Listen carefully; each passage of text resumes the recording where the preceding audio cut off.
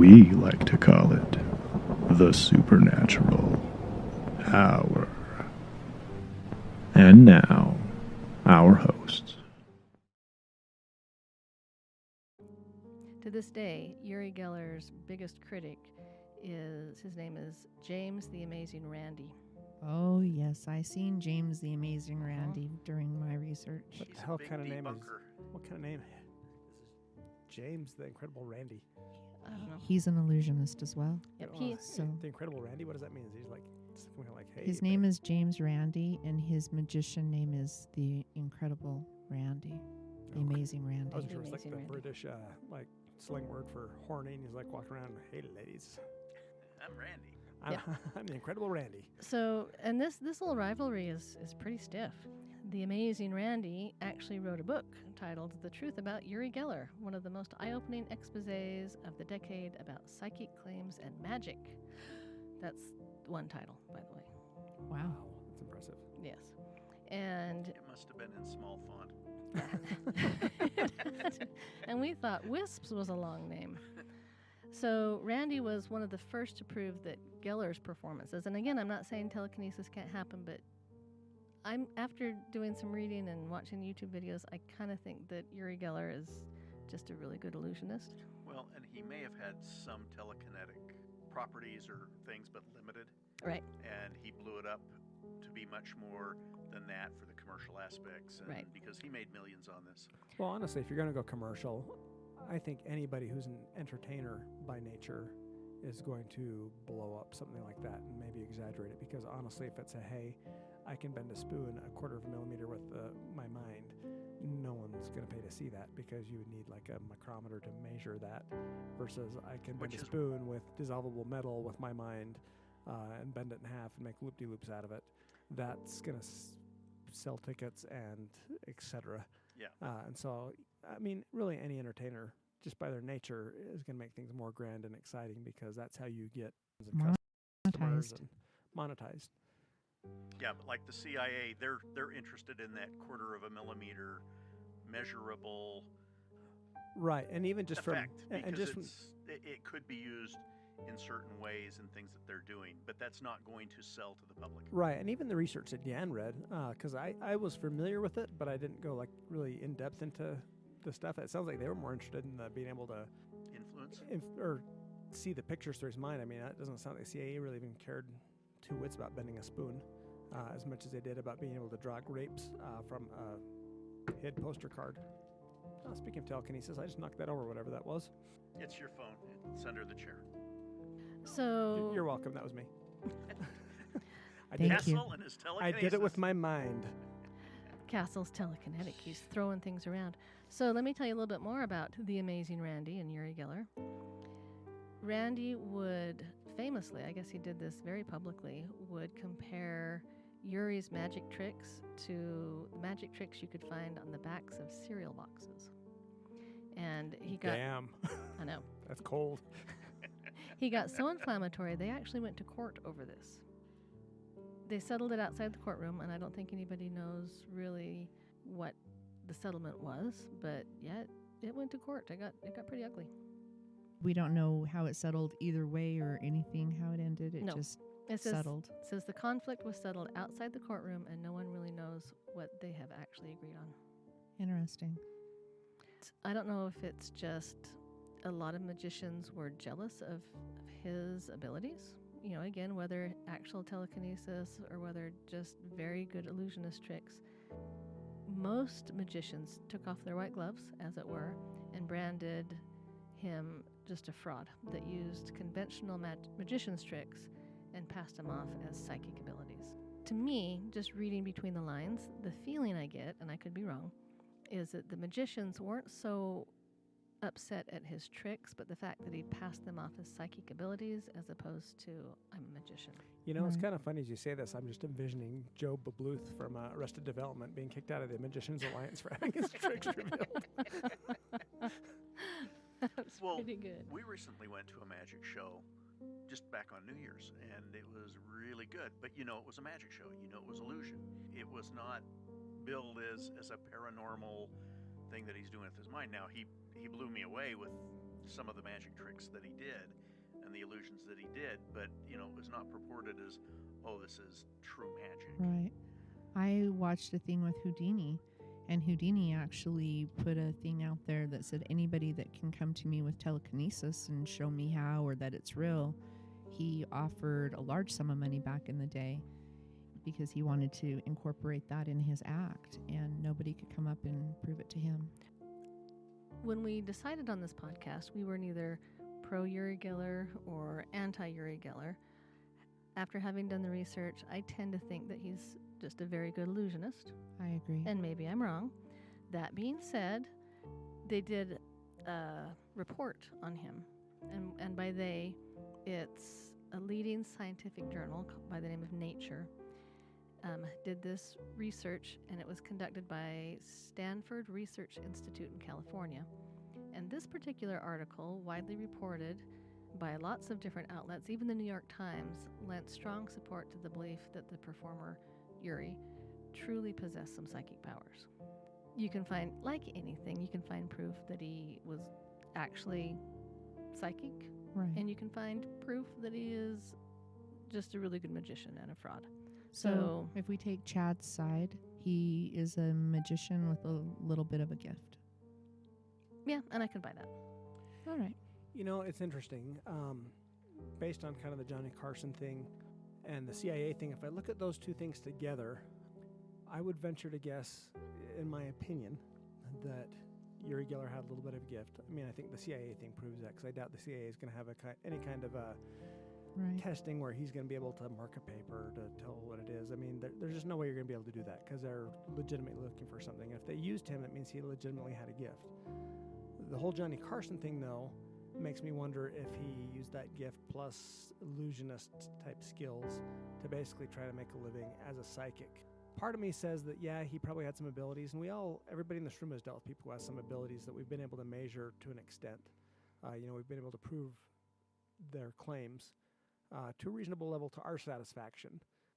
But I think, obviously, with the spoon thing on Johnny Carson, that he probably took that little bit and said, hey, I can make some money off of this if I can make this little thing seem like a much, much bigger thing, and incorporate this, these cereal box tricks that I'm learning.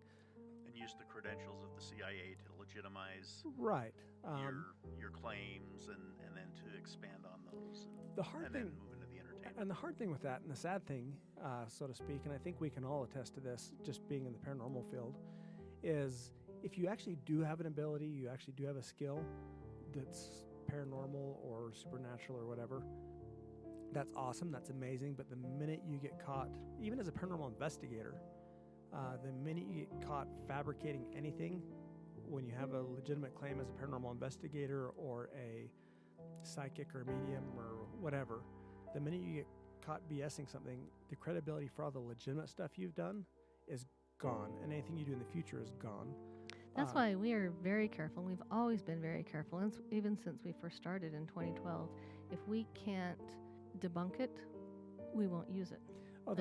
There's a photo from the Family Tree restaurant, and you probably know this photo, you've seen it, but it's purportedly to be of Lucy. And Beaker, who used to be on the show, he swore up and down that the photo was of Lucy. There was another person there at that event wearing a gray hoodie that it could have been. And honestly, I can't definitively say that's a paranormal picture, because it could very easily be that person in the hoodie. And Tim and I will argue that all day long, but I have to, in my mind, to feel good about having any of my claims legitimized, I have to say I'm not sure. I don't think that it is, because I can attest that there was somebody at that event with a gray hoodie, and I don't know where they're at when that photo was taken. Yeah, we try it, and when we post evidence, we don't post it if there's any question in our mind that it might be something else. I've heard some really cool EVPs, but there's one, and I don't even remember where it came from, but we're listening to it, and I said, I don't remember saying that, but I said, that sounds like me. Now, spirits can mimic your voice, but where it sounds like me, I just say I can't post that on a website, because I can't say that that's not me. I've got a good example of that. I went on an investigation with Beaker and Lurch, and it was to a residential in Payson. And we went there, and as I was going through audio, at one point I had left the room for some reason or another. I can't remember what was going on.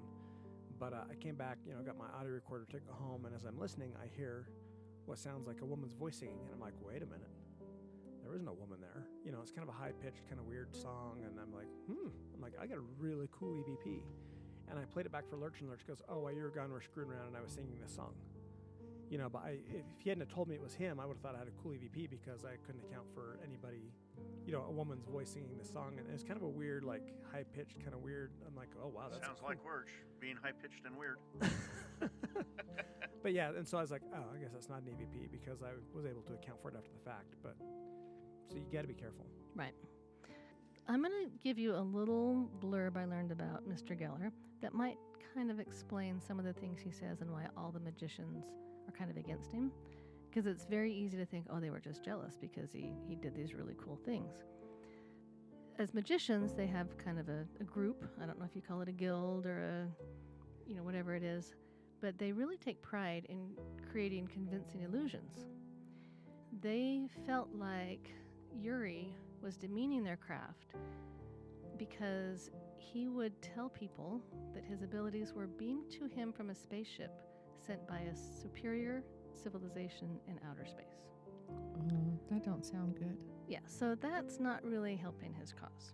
And that's what got him kicked out of the Magicians Alliance. I think I've made a huge mistake. Now, aliens coming to Earth to do things, that's a whole nother podcast. And I'm not saying that it couldn't happen, but the likelihood of it happening, in my opinion, is pretty low. Here's the thing. I got to interject here. Here's the thing. Having been involved in this, having talked to people who've been abducted by aliens, having talked to people, all kinds of people, I think, honestly, more people accept the paranormal than they do aliens. But the minute you say that aliens are bringing messages to your mind, I think the vast majority of everybody goes, cuckoo. They think you're nuts. Yep. That it sounds nuts. Even sometimes in the right company, and I think everybody in this room can agree with me, there's certain people you don't talk about the paranormal because they're going to think you're nuts because that's just that type of person that they're a non-believer and they're going to go, you're a nut. Right. And I can't tell you how many people call us for residentials and hem and haw on the phone, and I have to say, just tell me what's happening. I won't call you crazy. I say, and I've been there too. But the minute you start just talking to a random person about aliens beaming messages to your brain, people are going to think you're nuts. Unless you're at an alien convention, people are going to think you're nuts. It's just one of those things that sounds crazy. Yeah, because it is. Kind of is. So all you supernatural hour, alien people, We still love you. I'm not saying they're not beaming messages to your mind. I just said it sounds crazy. But if they are, we want to hear about it. So, just to kind of end on these other magicians. I really think we should say if you have anything comment that you should comment us back on that alien. You should. If you have some legit alien stories, I want to hear them because, as you can tell, We need to hear I'm them. open-minded to all sides of the story. Yeah. But I want to come back to James the Amazing Randy. Yeah. Oh boy. Okay, so I told you he wrote a book, that big long one. Titled one? Yeah. He wrote another one. Oh yeah. Is the title as long? No, it's called The Magic of Uri Geller. Oh, another one just about Uri. He's kind of obsessed in a negative way about Obviously. Uri. I think he Yeah. found a way to monetize something. I do too. The aliens were I do telling too. the aliens were telling Amazing Randy that we're not sending messages to Yuri. He just barely passed away, I believe. He about almost 100 years old. The Randy? Amazing The Amazing Randy. Oh, wow. Yeah. Yeah, but it in this book, it pretty much just goes through and says that all of his tricks can be duplicated, and he uses, similar methods that any magician would use. He's Right. just put a twist on it, make Make it a grander illusion. exactly. Right. I watched the Amazing Randy's TED Talk. He's not trying to, debunk everything, but at the same time, he's just trying to debunk everything. And I have to say, I kind of got tired of listening to him after a while. I put him on and I was like, okay, I'm going to value your opinion for a little while. But then after a while, I had to just shut him down. There's some people that to a point, they start ignoring what's in front of them just for the sake of standing on their Right. platform. There's a guy, his last name is Nichols. I can't remember what his first name was, but he belongs to the Skeptical Inquirer. I don't know if you guys are familiar with that organization. But basically, they're a hardcore science group that is just hell-bent on debunking anything and everything paranormal, anything and everything alien. I mean, anything that is not just hardcore, written, etched in iron science, they are going to try and debunk. And I respect what they do to an extent, but there's other stuff that you look at, there's really no good explanation, and they will just stand on that platform of it's BS, regardless of how much evidence is put in front of them. Right. And it sounds like this Randy guy's kind of the same thing. It's like, Yeah. I'm not here to debunk everything, but I will debunk everything. And, Right. and it's almost annoying how hard they dig in on their And he stance. actually put up $1 million and had it bonded, and he had it sitting there, and he had called out, so anybody that can come out and truly prove this, you can have my $1 million. Oh, wow. But I also remember when I used to study Ed and Lorraine Warren, they proved in a court of law that ghosts were real. So why didn't these two ever come together? And I know that Ed Warren kind of called him out on that. Well, we proved it in a court of law. Where's my money? That's interesting. Yeah, it is. If you're listening to this, I would like to hear your opinions. Send us an email at apps, APS dot wisps, WISPS .contact@gmail.com. So send us your thoughts. I'm interested to hear what y'all have to say. We would love to hear from you. You've been listening to the Supernatural Hour at AdvancedParanormal.com. The Supernatural Hour is part of the Radio Ronin network found at RadioRonin.com. Copyright 2021 by Advanced Paranormal Services.